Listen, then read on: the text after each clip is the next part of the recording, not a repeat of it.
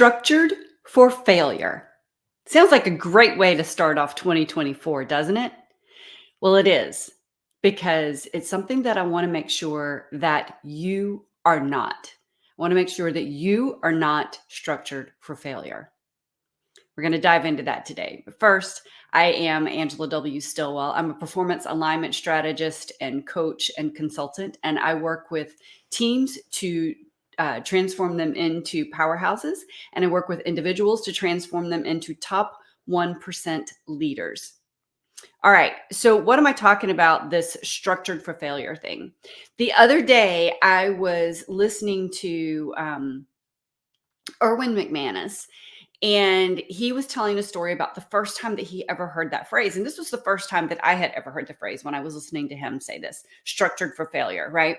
And so I was like, okay, I'm preparing, in my mind, it's during the holidays and I'm getting focused for 2024 and beyond. And not that 2024, the first day of 2024, the third day or the fifth day or whatever makes a huge difference, because every day is a new day, right? Every day we wake up, we can start anew.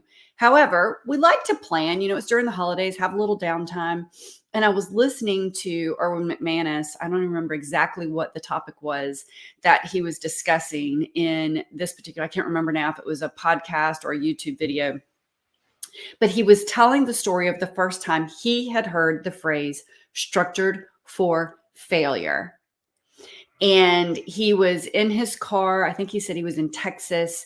And it was when Buster Graham, the former boxer, was about to go in the ring in a couple of days against, I believe it was Mike Tyson. And this announcer was talking about that Buster was structured for failure.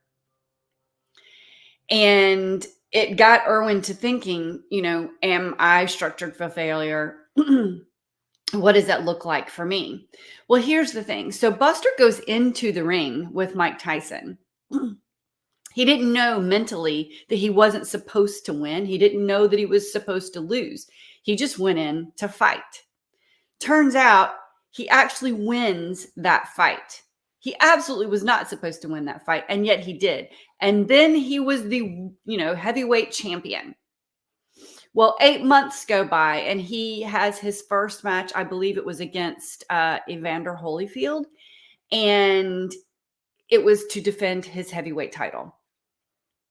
Well, he shows up into the ring out of shape, overweight, mentally not prepared, and he gets knocked out.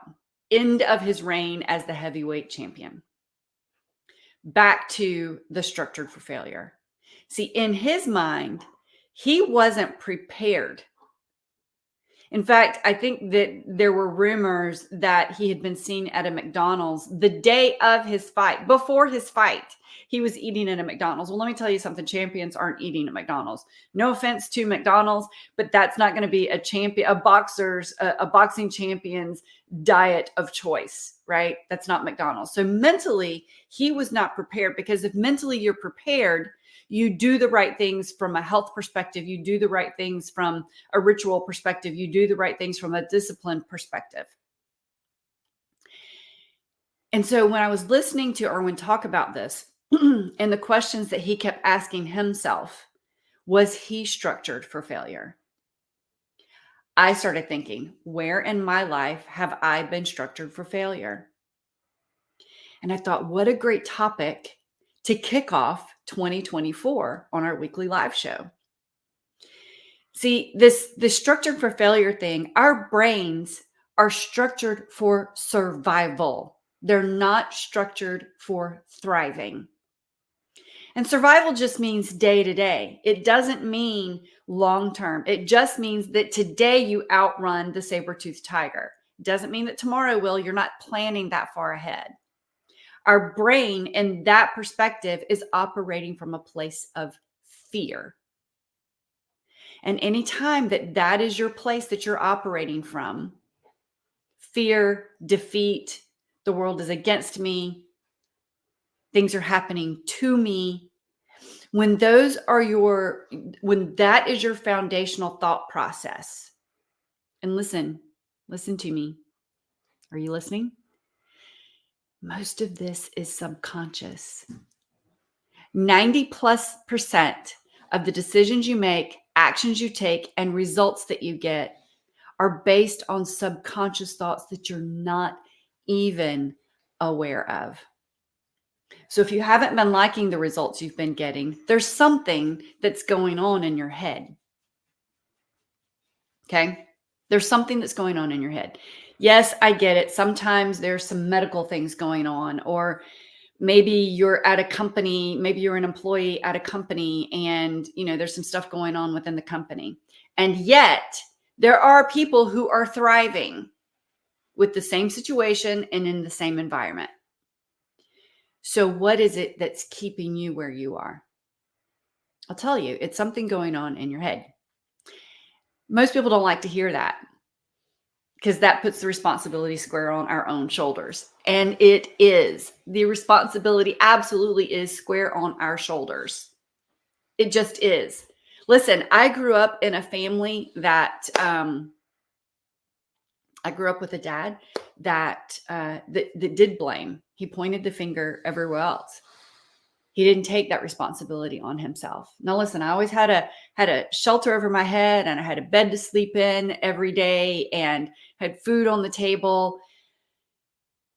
I didn't get the mindset, though, of 100% responsibility 100% of the time in the environment that I grew up in. I had to develop that. I had to go out and seek that. I had to go out and figure out, okay, what is stopping me? What is keeping me from achieving whatever goal it is that I have? When I went through my divorce, it was the same thing. What is it that happened that brought me to here?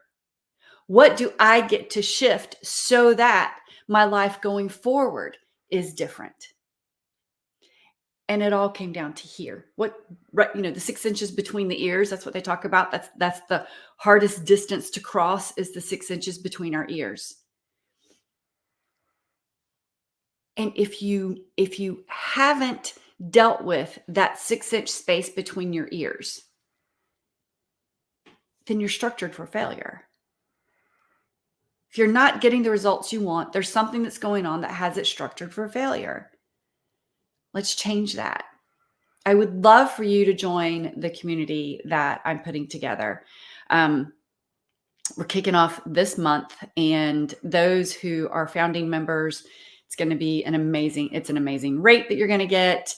And you're locked in for life as long as you're a member with that rate. And here's what we're going to work on. We're going to work on building your leadership. And that starts with what's happening in that 6-inch space between your ears, right?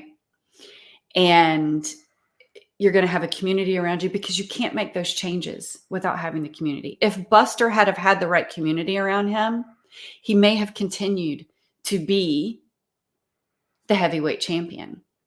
If he had have had a community that spoke to him and saw his vision, he may have continued to be the heavyweight champion. I can assure you, Evander Holyfield did. I can assure you, Mike Tyson did. Of course, Mike Tyson was mean. He just had a lot of anger that he used the ring to get that anger out, right?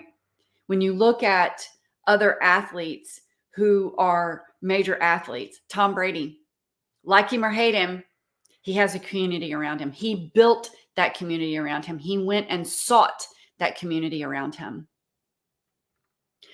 And that's what I've done over the years. I've gone out and I have paid to be a part of the communities that could get me the results and get me the shift and changes that I needed to get the results that I wanted, the vision that I wanted, the goals that I needed to achieve, that I wanted to achieve, right?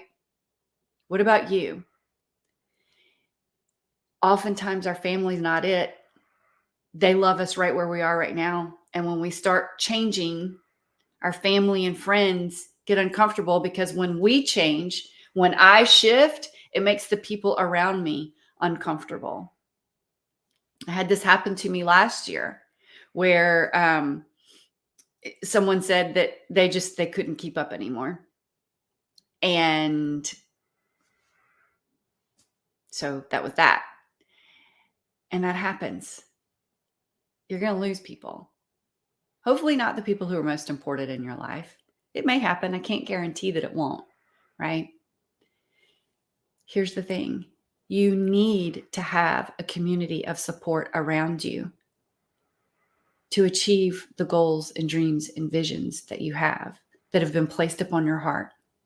And what better time than to kick off the year surrounded by people who are of like mind, not necessarily just like you. And they are just like you in that they're wanting to make shifts. I can't wait to have you as part of that community and to be able to do it. Look, you guys, I've spent multiple hundreds of thousands of dollars on coaching and courses and communities to get me to where I am. My goal for you is to not have you do that. Let's do this in a way that makes sense in this economic environment today, right? In this situation today. What if it wasn't?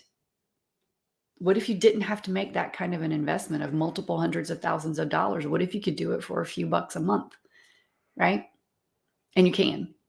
So I can't wait to have you as part of the community. Just put in the chat wherever you're watching this that you would like information about it. Just say that's me in the chat, or any questions that you have, put in the chat, or you can send me a DM on any of the platforms that that you're watching this. It's on YouTube, LinkedIn, Facebook, and Instagram, and I can't remember if it's anywhere else. Twitter, X, not Twitter.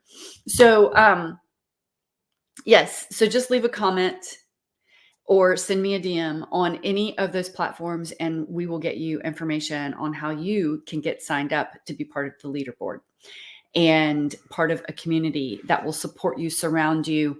And each month we're going to dive in on community, leadership, and power skills, and all of the things that support those three prongs. Okay. All right. I can't wait to see you. I look forward to having you in the community, and I can't wait to hear from you. Happy New Year. Welcome to 2024. Let's go do this.